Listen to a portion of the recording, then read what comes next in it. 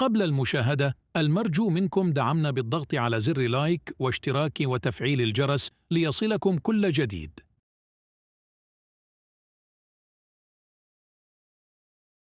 أعلن يورجن كلوب المدير الفني لفريق ليفربول الإنجليزي تنحيه عن منصبه بنهاية الموسم الجاري. وصرح كلوب عبر قناة ليفربول الرسمية: سأرحل عن النادي بنهاية الموسم. أعلم أنه قرار صادم للكثيرين عندما تسمعوه لأول مرة، ولكن بإمكاني تفسيره. وأضاف: بالتأكيد أحب كل شيء يتعلق بهذا النادي والمدينة والجماهير والفريق والجهاز الفني وكل شيء. وأوضح المدرب الألماني: اتخذت هذا القرار لاقتناعي التام أنه القرار الأمثل لأن طاقتي نفذت.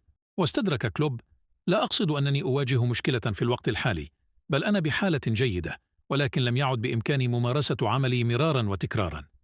وأتم يورجن كلوب كلامه بقوله: وبعد كل هذه السنوات واللحظات التي عشناها معا وما مررنا به، أكون لكم كامل الحب والاحترام، وأنا مدين لكم بقول الحقيقة، وهذه هي حقيقة قراري.